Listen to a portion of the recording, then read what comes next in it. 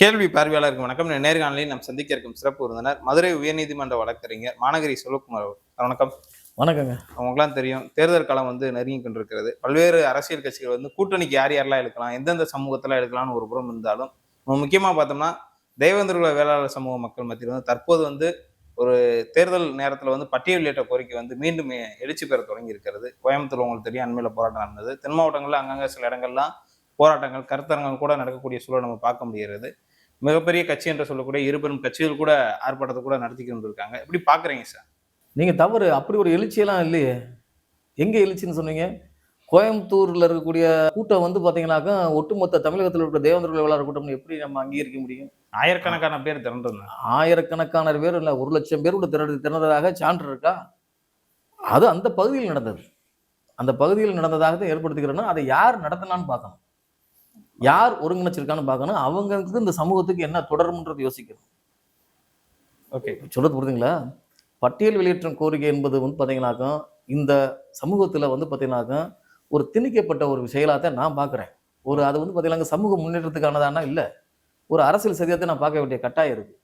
அதை தெரியாம தான் எங்கள் சமூக மக்கள், சமூக இளைஞர்கள் பார்த்தீங்கன்னாக்கா அதை கையில் எடுத்துக்கிட்டு அதை சமூக வலைதளங்கள்ல தான் எழுதிக்கிட்டு இருக்காங்க தவிர, அவங்க கிட்ட பார்த்தீங்கன்னா ஒரு மிகப்பெரிய ஒரு தரவுன்றதே கிடையாது இன்றளவுக்கும். நீங்க போங்க, நாங்க போங்க, அதாவது இந்த பட்டியல் வெளியேற்றத்தை பத்தி பேசுறவங்களை தனி மனித விமர்சனம் பண்றது, அவங்கள தரக்குறைவா பேசுறது, தாக்குறது, இப்படி ஒரு சூழலே நிலவிக்கிட்டு இருக்கே தவிர, மனிதம்னா என்னன்னே அவங்களுக்கு புரியலைன்றது எனக்கு ரொம்ப மிகப்பெரிய மன வருத்தமான செயல். அதாவது ஒரு மனிதனுக்கு கௌரவமான வாழ்க்கை என்ன என்பது அவங்க முதல்ல புரிஞ்சுக்கிறணும். இருப்பிடம், நல்ல கல்வி, ஆரோக்கியமான வாழ்க்கை, உயர் பதவி, செல்வ செழிப்பான வாழ்க்கை, இதெல்லாம் தான் ஒரு மனிதனுக்கு பார்த்தீங்கன்னா கௌரவத்தை தரும். இன்றைக்கு பட்டியல் சமூகத்தில் இருக்கிறதுனால அவங்க இழிவுன்ற போது, இழிவுன்னு அவங்க நினைக்கும் போது, அந்த பட்டியல் சமூகத்தில் இருக்கவங்க நம்ம அதாவது இருந்துக்கிட்டு இன்னைக்கு மற்ற சமூகத்தை சேர்ந்தவங்கலாம் சினிமா துறையிலையும் எழுத்து துறையிலையும் எல்லா பொதுத்தளத்திலையும் அவங்க முன்னோடியா வர்றாங்க. ஏன் எங்க சமூகம் வர முடியலன்றத அவங்களால சொல்ல முடியுதா? அவங்களும் பட்டியல் சமூகத்தில் இருக்காங்க. அவங்களும் நான் தலித்னே சொல்லக்கூடாதுன்றேன். அவங்க தலித்னே சொல்லிட்டு அவங்க ஒரு தளத்தை உருவாக்கி இன்னைக்கு அனைத்து துறையிலையுமே கோல வச்சுக்கிட்டு இருக்காங்க. தேவேந்திர வேளாளர் கோல வச்சுறாங்களா? நான் இப்ப இன்னைக்கு பாத்தீங்கன்னாக்கா, தொலைக்காட்சி விவாதங்கள்ல எத்தனை தேவேந்திர குல வேளாளர்கள் எங்க சாதி சார்ந்து ஒரு ஆளுமையா பேசிக்கிட்டு இருக்காங்கன்றத தரவு அவங்க தர முடியுமா? அதே போல எழுத்தாளர்கள் சொன்னமாக ஒரு சிலரை தவிர எத்தனை எழுத்தாளர்கள் உருவாக்கியிருக்காங்க, எத்தனை புத்தகங்கள் சாகித்ய அகாடமி விருது பெற்றிருக்கு. இந்த சோ தர்மன், இந்த பூமணி போன்றவர்கள் எங்க சமூகத்தை சேர்ந்தவன்றாங்க. இப்படி அடுக்க முடியுமா அவங்க? இன்னைக்கு அவங்களே பார்த்தீங்கன்னா சில எழுத்தாளர்கள் பார்த்தீங்கன்னாக்கா பாரதிய ஜனதா சிந்தனைக்குள்ள போயிட்டாங்க.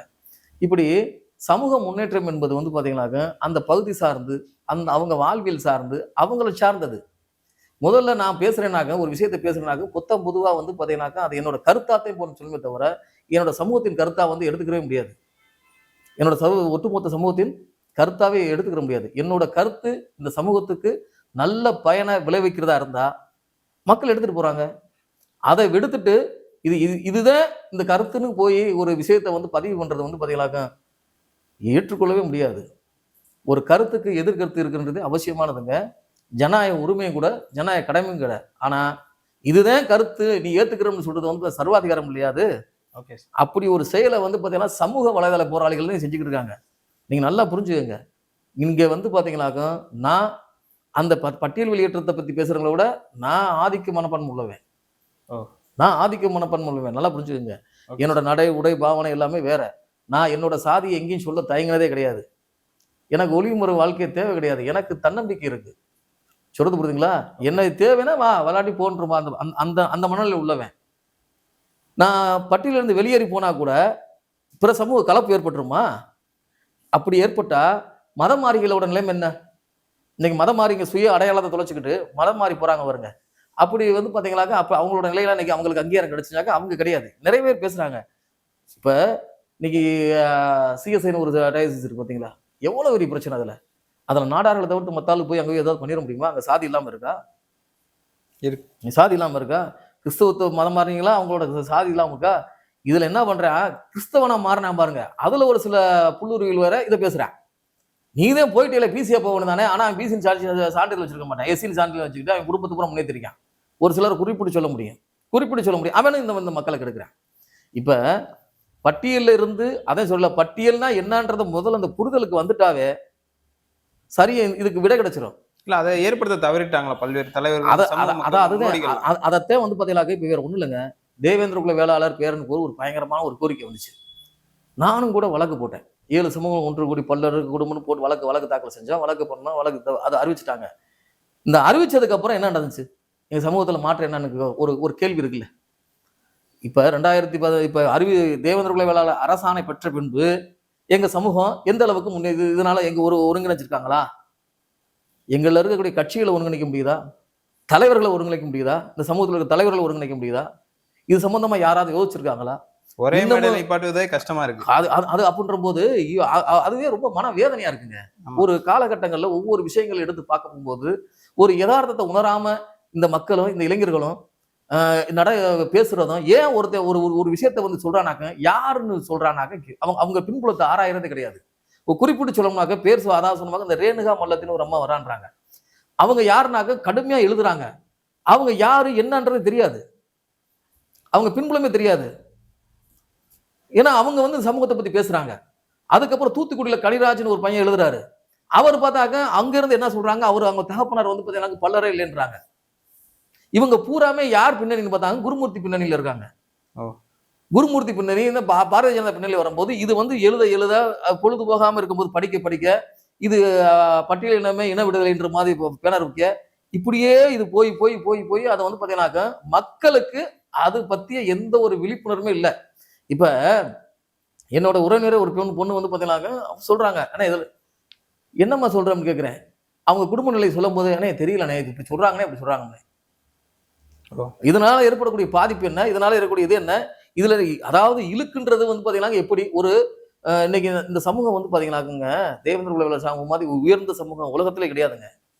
பிறரை நேசிக்கக்கூடிய சமூகம், தன்னை ஏற்றுக்கொள்ளாது. அதனால இத்தனை கட்சிகள் எங்க சமூகத்துல பிறரை நேசிக்கக்கூடிய சமூகம். இவன் ஆட்சியாளராக இருந்தானாக்க உண்மையிலேயே வந்து பாத்தீங்கன்னா ஒரு ஆட்சி தானாக்க அது அந்த ரத்த அந்த ஜீன் சொல்லுவாங்கல்ல, அந்த வகை இருந்தா கூட அப்படிப்பட்ட ஒரு சமூகம். ஒரு மனிதனா பிறந்த வந்து பாத்தீங்கன்னா ஒருத்தனை கூட உயர்ந்தனும் இல்லை தாழ்ந்தனும் இல்லை, பிறருக்காக போராடின சமூகம், பிறருக்காக ரத்த சிந்தின சமூகம் வந்து பாத்தீங்கன்னா நான் உயர்ந்தவன் ஒரு எண்ணம் வர்றதே வந்து பெரிய இழுக்குன்றது அவங்களுக்கு நினைவு வரும்.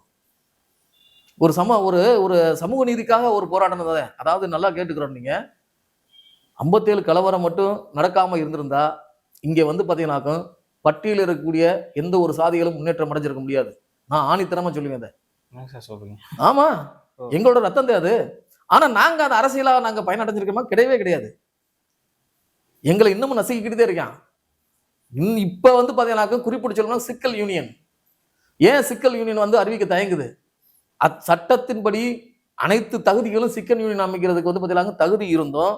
ஏன் அங்க தயங்குறானாக்க, அங்க வந்து பாத்தீங்கன்னாக்க 10க்கும் மேற்பட்ட கிராமங்கள் வந்து பாத்தீங்கன்னாக்க ரிசர்வ், அது பூராமே பல்லர்கள் தான் வந்து பாத்தீங்கன்னாக்க அங்க பஞ்சாயத்து தலைவர்கள், அது போக பொது தொகுதியிலேயே வந்து பொது ஊராட்சிகள்லயே தேவேந்திர வேளாளர் சமூக மக்கள் தான் வந்து பாத்தீங்கன்னாக்க அங்க வந்து பஞ்சாயத்து தலைவர் வர முடியும். அப்ப அங்க சிக்கல் யூனியன் வந்துருச்சுனாக்க அங்க கண்டிப்பாக வந்து பாத்தீங்கன்னாக்க யார் சேர்மனா வருவா, ஊராட்சியுடைய தலைவரா வந்து ஒரு தேவேந்திர வேளாளர் தேர்ந்தெடுக்கப்பட்டுருவாரு. அதை விடுத்தா வந்து பாத்தீங்கன்னாக்க தொடர்ந்து வருவாங்க. இப்படி மாவட்டம் கேட்பாங்க, மாவட்ட செயலாளர் கேட்பான். இப்படின்ற ஒரு விஷயம் வந்து பாத்தீங்கன்னாக்க இத ஆணித்தரமா வந்துரும்ன்ற அச்சத்துலதான் அப்புறம் சாதிக்காரங்க வந்து ஒன்று சேர்ந்து அதை வந்து அந்த கோரிக்கையை வந்து இதுவரைக்கும் அமுக்க பாக்குறாங்க. இன்னைக்கு ராஜா கண்ணப்பெல்லாம் ஒரு ஆளா? அவரெல்லாம் வந்து பாத்தீங்கன்னா ஒடுக்கப்பட்ட சமூகம் பேசுறானாக்க, அதெல்லாம் வந்து பாத்தீங்கன்னாக்க ஒரு அமைச்சர், அவர் தொடர்ந்து இதே சாதி வெறியோடவே இருக்காரு. இதெல்லாம் பார்க்க போகும்போது இந்த மக்களுக்கு இந்த மக்கள் வந்து ஏன் இந்த நிலை எடுக்கிறாங்கன்றதே வருத்தமா இருக்கு. எனக்கு ராமநாதபுரம் மாவட்டத்தில் வந்து பாத்தீங்கன்னாக்க எங்க மக்கள் வந்து அவ்வளவு நல்ல மக்கள். பரமக்குடி நகர்ல இருக்கவங்க கூட எப்படி இருக்காங்கன்னு தெரியல. கிராமங்கள் இருக்கக்கூடிய மக்கள் பூராமே ஒரு சாதிய உணர்வோடும் ஒரு சாதிய பற்றுதலோடும் ஒரு போராட்ட வெறியோடு இருக்கவங்க. அவங்களை ஒன்றிணைச்சாவே போதுமானது. ஓட்டா இனிமே போராடுறதுக்கு எங்களுக்கு ஒண்ணுமே கிடையாது. வழக்குலாம் வாங்க முடியாது. இப்ப அரசியல் அதிகாரத்தை நோக்கி ஒரு அடி கூட எடுத்து வைக்காம நம்ம இப்படி வந்து எடுப்பார் கைப்பிள்ளையா போய் இந்த விஷயங்களை பேசிக்கிட்டு இருக்கோம்ன்றதை எங்களுக்கெல்லாம் என்னைய போன்றவருக்கு வருத்தம். பட்டியல் வெளியேற்றம்ன்றது அது இயல்பா நடந்துட்டு போகுது. அதை சொல்ல வேண்டிய அவசியம் இல்லை. நான் என்ன நினைக்கிறேன், இதுக்குள்ள இருக்கக்கூடிய சலுகைகளை பூரா முதல்ல அனுபவிப்போம். சலுகைன்றது வேணான்றது அது உரிமை. அது நீ சலுகைன்னு நினைக்க வேணாம், அது உரிமை. கல்வியில, பொருளாதாரத்துல, தொழில் முனைவோரா உருவாகுவோம். அந்த விஷயங்கள் நம்ம அதை நோக்கிய பயணத்தை போடுவோம். இப்ப அதுதான் என்னோட கேள்வியா இருக்கே தவிர, இந்த பேசக்கூடிய அதெல்லாம் சொன்னமாக, அதாவது சுயசாதியை வந்து பாத்தீங்கன்னா என்னைக்குமே வந்து நிந்தனை செய்யக்கூடாது. நான் அதை விரும்பல. ஆனா அந்த பேசக்கூடிய நபர்கள் வந்து பாத்தீங்கன்னா ரொம்ப மனம் வருந்தத்தக்க செயலா இருக்கு. ஒரு ஒரு ஒரு ஆய்வரங்கு நடத்துறதுக்கோ, ஒரு கருத்தரங்கு நடத்துறதுக்கோ, அவங்க அதுக்குண்டான விஷயங்கள், ஒரு தரவுகளை, ஒரு அறிவு, ஒரு ஆற்றலை பெற்றிருக்கணும். ஒரு பெரிய ஆளுமைகளை கூப்பிடணும். ஒரு ஆளுமைகளை கூட்டிட்டு வந்து பாத்தீங்கன்னா ஒரு அன்றாட காட்சிகளை வச்சுட்டு பேச வச்சா அது எந்த வகையில் நியாயமா இருக்கும்? சொல்லுங்க பாப்பா. பட்டியல் வெற்ற பத்தி பேசுறதுலாம் வந்து பாத்தீங்கன்னா அப்படிப்பட்ட நபர்கள் தான் வந்து பாத்தீங்கன்னா ஒரு கருத்தரங்கு நடந்திருக்குங்க. ஒரு சரியான நபர்களை, சரியான தரவுகளோட, சரியான ஒரு நடுவரை, ஒரு பொது தளத்துல இருக்கவங்களை கூப்பிட்டு அதை நடத்தினாதான் நல்லா இருக்கும். எப்பா இப்ப நீங்க ஒரு ஆய்வரங்க, ஒரு கருத்தரங்கு நடத்துறாங்க, ஒரு பொது தளத்துல இருக்கவங்கள, ஒரு பொதுவான ஆட்களை கொண்டு வந்து ஒரு நீதிமானா வச்சுக்கிட்டு நீங்களும் பேசுங்கன்னு ஒரு டாபிக்கை கொடுத்து நீங்க இதை பேசுங்கன்றப்போ அது ஒரு ஆய்வா வரும்போது தானே சரியா இருக்கும். நீங்களா ஒரு விஷயத்தை நடத்திக்கிட்டு போகும்போது அது வந்து சுய அரசியலுக்காகவும், சுய ஆதாயத்துக்காகவும், விளம்பரத்துக்காகவும் நடந்ததாகத்தான் என்ன வேண்டியிருக்கு. அதனால நான் வந்து பாத்தீங்கன்னாக்க நான் அதுக்குள்ளெல்லாம் போக விரும்பல. நான் சாதியவாதியானாக்க நான் சாதியவாதிதான். நான் எப்ப நான் மாறிட்டேனாக்க நான் ஒட்டுமொத்த சாதியவாதி அப்படின்னாக்க ஒடுக்கப்பட்ட மக்களுக்கான சாதியவாதி தான். எல்லா சாதியிலும் ஒடுக்கப்பட்டவங்க இருக்காங்க. நான் அப்படி பார்க்கும்போது நான் வந்து சுயசாதியா சாதி வெறியனா இருந்தவன். நான் என்னோட பழக்க வழக்கம் நம்ம அன்றாட பார்க்கும்போது, நான் ஒரு கல்வி பெற்றதுக்கு அப்புறம், நான் ஒரு சட்டம் படிச்சதுக்கு அப்புறம் அந்த தீர்வுகளை நோக்கி நகரும் போது, நம்ம ஒட்டுமொத்த ஒடுக்கப்பட்ட மக்களுக்காக போராடுறதுக்காக தான் நான் ஒரு ஒரு அமைப்பை உருவாக்கணும்னு நினைச்சுட்டு நான் போராடிக்கிட்டு இருக்கேன். அதுக்கு முன்னுரிமை என்னோட சமூகம். அந்த அடிப்படையில தான் பட்டியல் வெளியேற்றம் குறித்து இந்த வழக்கை கூட நான் தாக்கல் செஞ்சது வந்து பட்டியல் வெளியேற்றம் கேட்பவர்கள் வந்து ஒரு கருத்தை வைக்கிறாங்க. எங்களுக்கு வந்து சலுகைகள் வேண்டாம், அதுல கிடைக்கின்ற எந்த பயனுமே வேணாம், சம உரிமை வேணும்ன்ற மாதிரி கேட்கறாங்க. எல்லாருக்குமான உரிமை எங்களுக்கு வேணும், மனிதனா பாருங்கன்னு ஒரு கருத்தை வைக்கிறாங்க. இப்ப யார் மனிதனா பாக்குறாங்க, பார்க்காம இருக்காங்க? சலுகைகள் வேணான்றவங்க அவங்க வெளியேறி போயிடலாம். அவங்க, நான் ஆரம்பத்துல சொல்றேன், இந்த பேச்சை பேசுறவன் பூராமே இங்க இருந்து உறிஞ்சி எடுத்தவன், சலுகைகளை பூரா அனுபவிச்சுட்டு நிறைவு பெற்றவன், ஒன்னும் தகுதியே இல்லாதவன். சலுகைன்றது இல்ல, அதாவது இது எங்க யார் சலுகை பெறாம இருக்காங்க? இன்னைக்கு ஐயர் சலுகை பெறாங்க. இப்ப நான் இந்த இதன் மூலமா நான் திரும்ப நான் ஆரம்பத்துல சொல்றேன் ஒண்ணு, பட்டியல் வெளியேற்றத்திற்கு தயார். எங்க போறோம், எப்படி போறோம், எங்க போகிறோம், எப்படி போகிறோம்? ஒரு பயணத்துக்கு ஒரு திட்டம் இருக்குல்ல. நம்ம இங்க வந்து முதல்ல ஒரு டிக்கெட் புக் பண்ணணும், ஒரு இந்த பாதையில போறோம். அப்ப இந்த பட்டியல் வெளியிடுறதுக்காக நம்ம எங்க போறோம், எப்படி போறோம், யாரு சொல்ல போறா?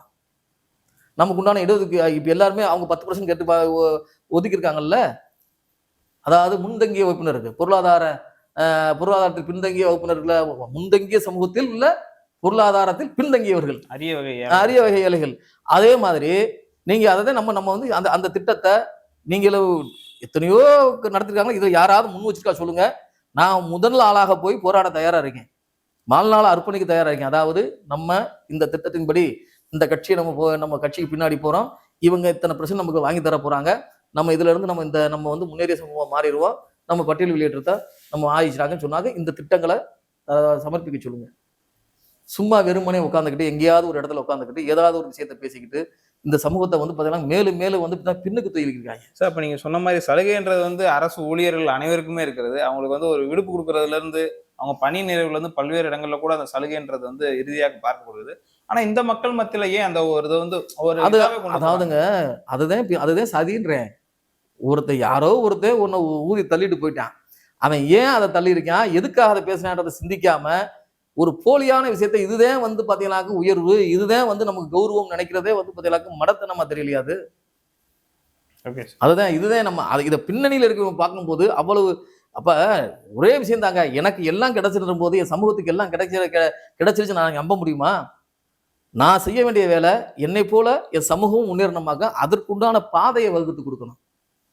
அதுக்குண்டான பாதையும் அதற்குண்டான அடித்தளத்தையும் நம்ம உருவாக்காம நான் வெறுமனே நீ வான்னு கூப்பிட்டாக்க அது வந்து எள்ளி நகையாடக்கூடிய செயலியா இல்லையா? இப்ப எங்க சமூகம் சார்ந்து கட்சி நடத்துறாங்க பாருங்க, வேற ஒண்ணுமே வேணாம். அவங்களோட மாவட்ட செயலாளர்கள், அவங்களோட கிளை செயலாளரோட வாழ்வாதாரம் என்ன, அவங்க குடும்பத்தோட நிலை என்ன, அவங்களோட குடும்ப சூழல் என்ன, பொருளாதாரம் என்னன்றதை அறிக்கையை வெளியிட சொல்லுங்க. அவங்களே முன்னேறல. அறிக்கை நான் அறிக்கையை வெளியிட சொல்லுங்க. எத்தனை பேர் கார் வச்சிருக்காங்க, அந்த காரை எப்படி வச்சிருக்காங்க, எப்படி வாங்கியிருக்காங்க, அவங்களுக்கு நிரந்தர தொழில் இருக்கா, அவங்க பிள்ளைகள் நல்லா படிச்சு கல்வி, அவங்க பிள்ளைகளோட கல்வி என்ன. இப்ப நான் சொல்றேங்க, நான் வந்து பாத்தீங்கன்னாக்க நான் வந்து வழக்கறிஞரா இருக்கேன். என்னோட மனைவி வந்து பாத்தீங்கன்னாக்க ஒரு முனைவர் பட்டம் பெற்றிருக்காங்க. என் பொண்ணு வந்து பாத்தீங்கன்னாக்க மருத்துவரா இருக்காங்க. என் பையன் படிச்சுக்கிருக்கான்ற மாதிரி, அதே மாதிரி அந்தந்த கட்சியில இருக்கவங்க மாவட்ட செயலாளர்களோ அந்த ஒன்றிய செயலாளர்கள் எத்தனை பேர் முன்னேறி இருக்காங்க, அவங்க அதை அறிக்கை வெளியிட சொல்லுங்க. நான் நீங்க கேட்ட கேள்விக்காக சொல்றேன். அவங்களோட வம்புழுக்கிறது என்ன நோக்கம் இல்லை. சமூக முன்னேற்றம் என்னன்றது அவங்க உணராம இருக்காங்கன்ற ஆதங்கம் தான். இது வந்து பாத்தீங்கன்னா அரசியலை பின்னோக்கி போயிட்டே இருக்கு. அரசியல் அதிகாரம் மட்டும்தான் அடிப்படை நோக்கி அடிப்படை தேவை. இப்ப அதிகாரம் கிடைச்சது, அதாவதுங்க பணம் இருந்தா அதிகாரம் வரும், அதிகாரம் இருந்தா பணம் வரும், கல்வி இருந்தா 2 வரும். இதானே உண்மை இன்றைய சூழல்ல. இன்றைய சூழல்ல வந்து பாத்தீங்கன்னா எதை நோக்கி பயணம் பண்ணணும்? அரசியல் அதிகாரத்தை நோக்கி பயணம் பண்ணணும். அதை நோக்கி ஒரு எட்டு கூட எடுத்து வைக்கல எங்க சமூகம். நான் பல விஷயங்கள் நான் சொல்லிக்கிட்டே இருக்கோம். இதுதான் எங்களுக்கு பெரிய ஆதங்கமா இருக்கு. இதுல போய் இப்ப சம்பந்தம் இல்லாத விஷயங்களை போய் இந்த நேரங்கள்ல என்ன செய்யணும், நாங்க அதாவது இந்த மக்களோட வாழ்வாதாரம் என்ன, எங்க வாழ்வியல் சூழல் என்ன, எங்களுக்கு என்ன தேவைன்னு எந்த ஒரு அரசியல் கட்சியில போய் நம்ம போய் மன்றாடி இருக்கோம், போராடி இருக்கோம், அவங்கள தன் பக்கம் இழுத்து இருக்கோம். மாறாக வந்து பாத்தீங்கன்னாக்க எங்க சீட்டுக்கு எந்த சீட்டு, அதாவது அதுதான் நம்ம அதுக்குள்ள போக விரும்பல. நம்ம அது போனமாக்க ஒரு தனி மனித விமர்சனா தனி அரசியல் கட்சி தான் போகணும். பொதுவான மக்களோட சூழல் இது. என்னோட கருத்தா சொல்றேன் தவிர நம்ம யாரையும் வழியை திணிக்க வேண்டிய அவசியம் இல்லை. நான் எனக்கு எது சரின்னு படுதோ செய்யும் போது அது மக்கள் தேவைன்னா எடுத்துக்கிற போறாங்க. இதை நீங்க நடந்தே ஆகணும்னு சொல்றது இங்க மரத்தானது, அது சர்வாதிகார போக்கு.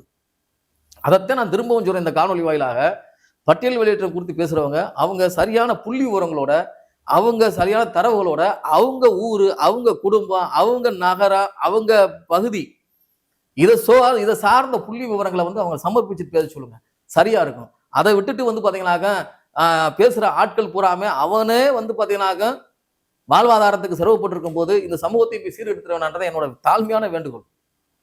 ஓகே சார், பல்வேறு கருத்து